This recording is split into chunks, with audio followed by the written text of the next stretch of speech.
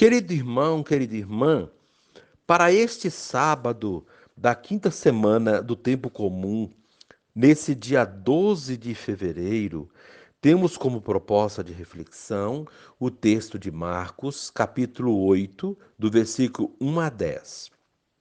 Naqueles dias, havia de novo uma grande multidão e não tinha o que comer.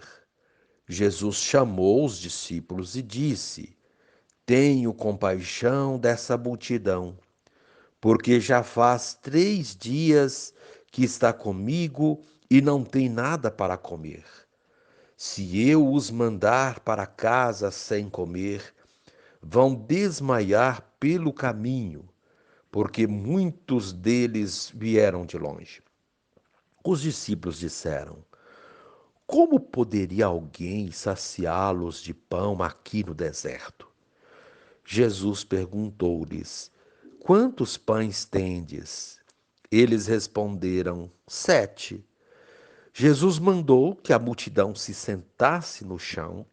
Depois pegou os 7 pães e deu graças, partiu-os e ia dando aos seus discípulos para que os distribuíssem.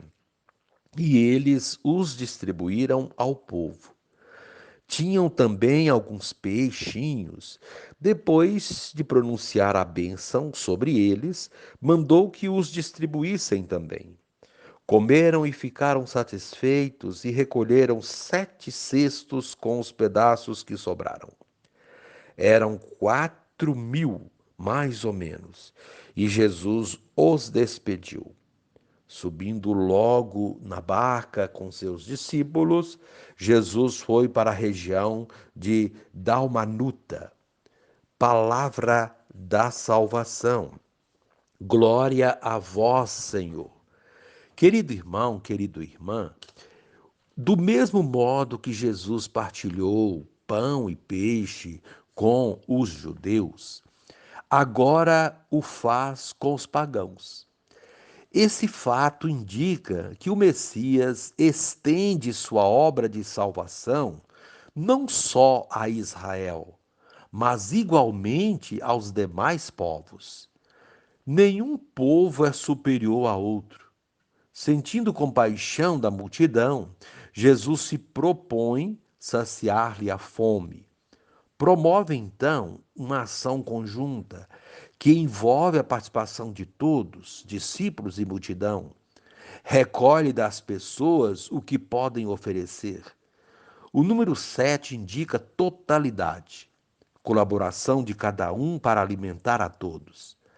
A partilha do pão é figura da Eucaristia e expressão de amor e vida em favor de toda a humanidade. Não basta sentir compaixão pelos irmãos mais pobres. É preciso manifestar-lhes com gestos concretos nossa solidariedade. Querido irmão, querida irmã, Jesus foi sempre muito carinhoso com seu povo, acolhedor das crianças, dos doentes, dos mais frágeis. Naquela concentração, uma grande multidão estava com ele já havia 3 dias e ele ficou preocupado com a alimentação deles. Claro, quando se saía de casa, sempre se levava alguma coisa para comer. Mas àquela altura já não tinham mais nada. Se os mandasse embora, confidenciou aos discípulos, iriam desfalecer pelo caminho. Foi esse sentimento de amor, de compaixão, que levou Jesus à multiplicação dos pães. Aquela refeição do deserto é como uma preparação para a Eucaristia. Nela aprendemos que na raiz de tudo está esse sentimento de amor e compromisso com o bem das pessoas. A Eucaristia começa na compaixão. Querido irmão, querida irmã, a proposta do dia é experimentar, perguntar-se onde seu irmão vai almoçar hoje. E reze comigo. Ó Jesus, incansável missionário do reino, Diante da multidão faminta, tua compaixão desencadeia uma solução imediata. Abençoas e repartes os pães e os peixes que eles têm. E a maravilha acontece. Todos ficam saciados e as sobras são recolhidas. Ensina-nos, Senhor, a repartir nossos dons. Amém.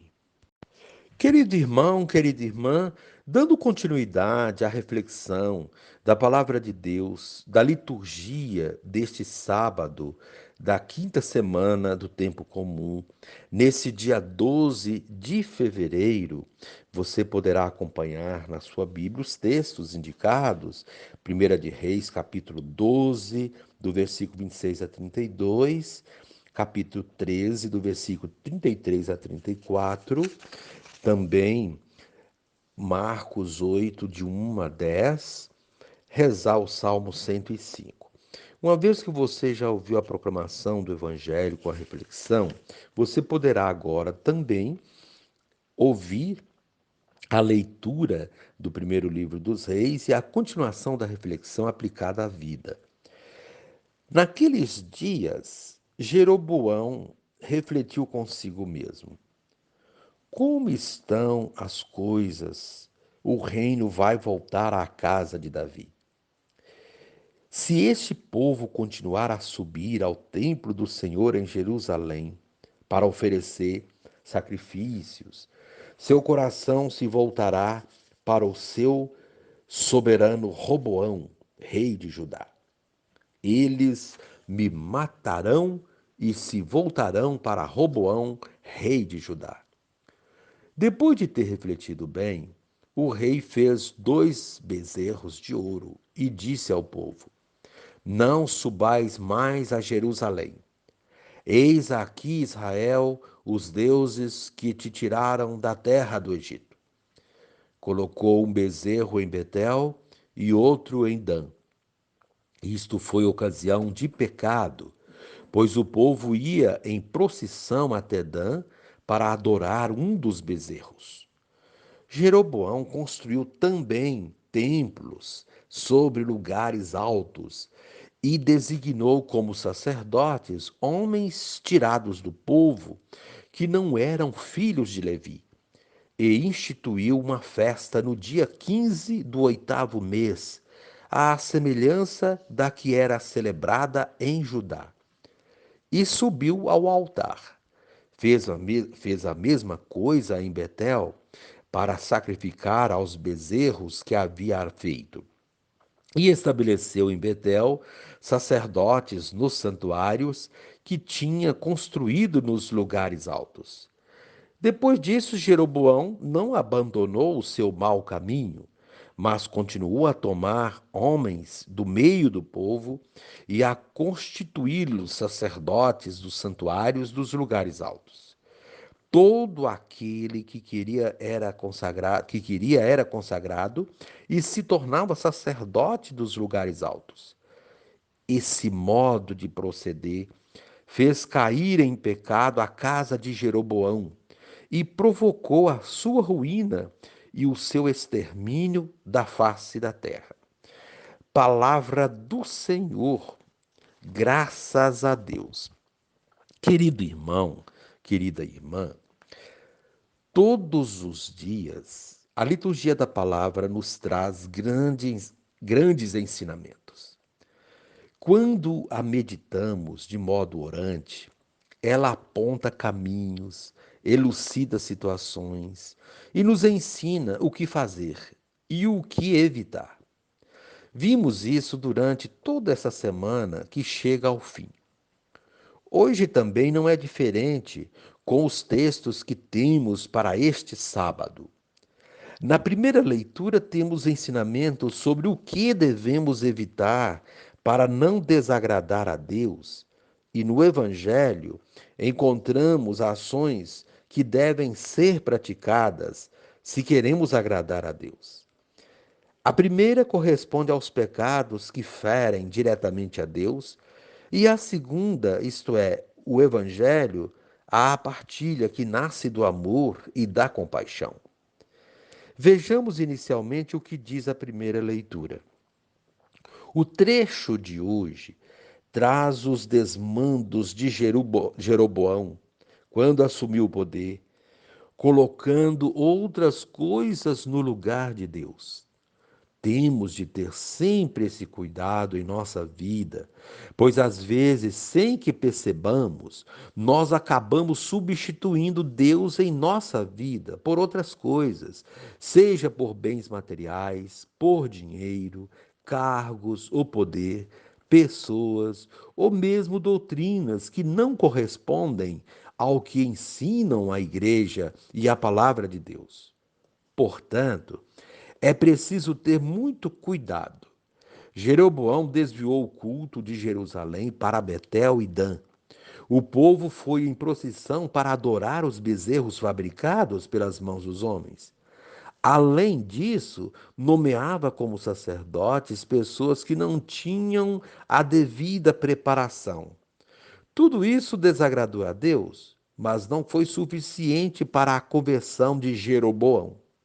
Procedimentos como esse, de desvirtuamento dos ensinamentos de Deus e outros tipos de pecados que provocam males, são passíveis de ocorrer quando não estamos sintonizados com Deus ou quando nosso coração não tem a devida conversão.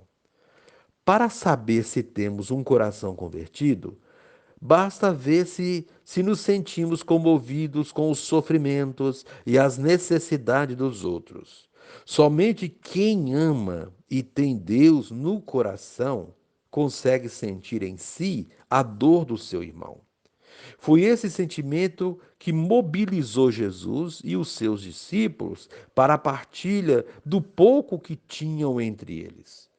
O texto do Evangelho de hoje é um dos mais belos ensinamentos sobre a partilha que temos na Bíblia. Quem partilha mostra que conheceu a essência da missão de Jesus, que partilhou, doou a própria vida para que tivéssemos vida. A partilha da vida é a soma de outras tantas partilhas que podemos fazer ao longo de nossa vida, lapidando nosso proceder, de modo que a vida seja uma constante doação. Jesus está diante de uma multidão faminta e desorientada. Faminta não apenas de pão, mas de esperança, de uma luz que a iluminasse e apontasse a direção a ser seguida. Faminta da palavra de Deus e desorientada porque os líderes políticos e religiosos, seus pastores, aqueles que deviam cuidar desta multidão, a havia abandonado à mercê dos lobos.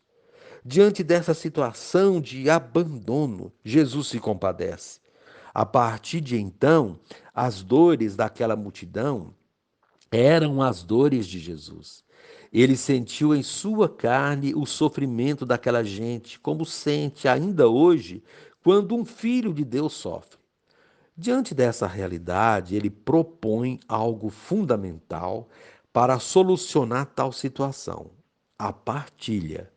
Uma sociedade que não aprendeu o gesto da partilha é uma sociedade que produz uma multidão de desorientados e necessitados de toda a espécie. A partilha que Jesus propõe não é a partilha do supérfluo, daquilo que sobra em nossa casa, ou daquilo de que não precisamos mais. É a partilha do essencial, ou seja, do pouco que cada um tem para si, como fez a viúva de Sarepta numa outra passagem bíblica.